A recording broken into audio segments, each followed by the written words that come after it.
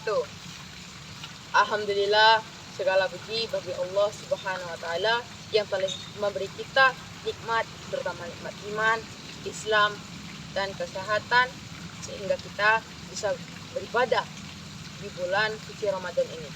Salawat dan salam kita curahkan kepada Rasulullah Sallallahu Alaihi Wasallam dan penghulu Nabi dan umat serta keluarga dan sahabat-sahabatnya.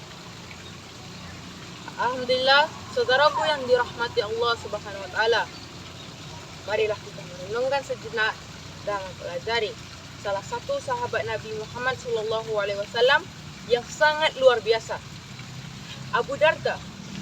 Abu Darda adalah salah satu sahabat Nabi Muhammad sallallahu alaihi wasallam yang kehidupannya penuh dengan hikmah, kesederhanaan dan kesungguhan dalam mencari ilmu dan amalan dan juga ibadah yang mendekatkan diri kepada Allah Subhanahu wa taala.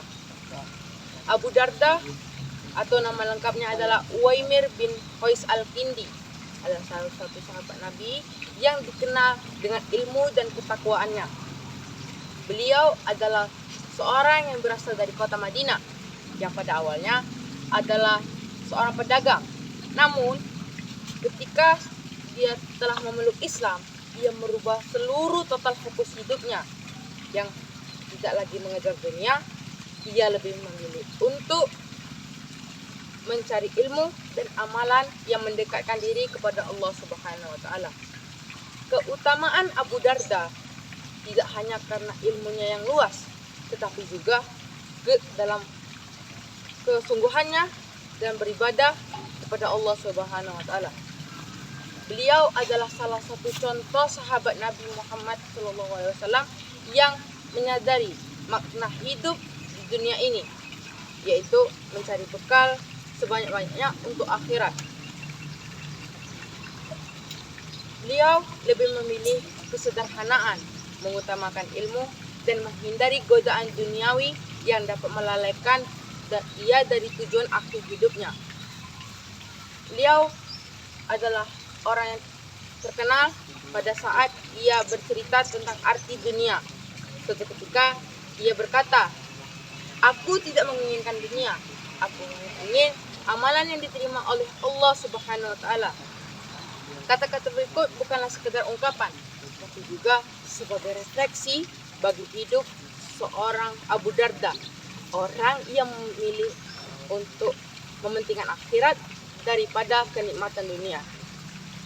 Meskipun ia memiliki kehidupan yang cukup mapan dan bisa saja menikmati dunia, tetapi ia lebih memilih menyederhanakan hidupnya untuk mencapai kehidupan yang lebih baik di sisi Allah Subhanahu wa taala. Abu Darda adalah sosok orang yang lebih mengutamakan ilmu. Dalam suatu riwayat, ia berkata, "Ilmu itu lebih berharga daripada harta, karena ilmu yang menjaga kita, sementara harta kita yang harus menjaga." Pernyataan berikut sangat mendalam dan juga menjadi pelajaran hidup bagi kita semua. Ilmu pengetahuan tidak hanya tentang dunia, tetapi juga tentang pemahaman agama dengan benar,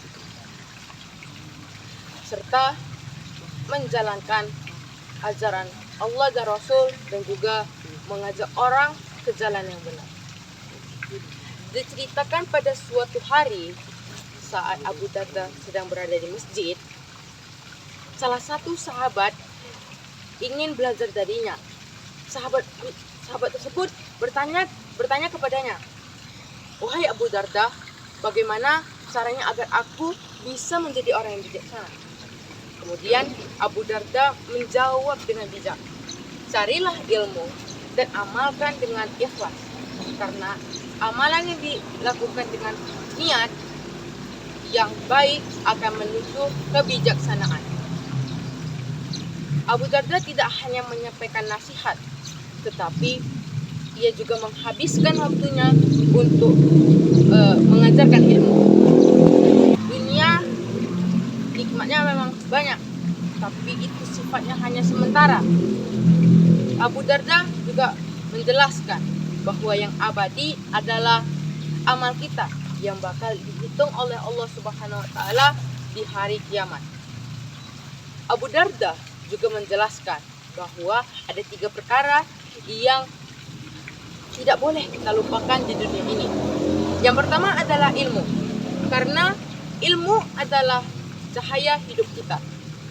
Yang kedua adalah amal. Nah, amal adalah bekal kita. Yang ketiga adalah doa, karena doa adalah senjata bagi seluruh umat mukmin. Saudaraku yang dirahmati Allah Subhanahu wa taala, mari kita jadikan Abu Darda sebagai pedoman hidup kita, karena beliau telah mengajarkan kita kehidupan yang sesungguhnya adalah kehidupan yang penuh dengan ilmu, amal, dan ibadah yang ikhlas kepada Allah Subhanahu wa taala. Dunia boleh kita nikmati, tetapi jangan lupa dengan tujuan akhir hidup kita, yaitu akhirat. Dan juga marilah kita menuntut ilmu, beribadah dengan ikhlas, dan menjadikan setiap detik kita untuk mendekatkan diri kepada Allah Subhanahu wa taala. Itu adalah kultum yang bisa saya sampaikan. Mohon maaf jika ada kekurangan dan kesalahan. Saya mohon ampun. Assalamualaikum warahmatullahi wabarakatuh.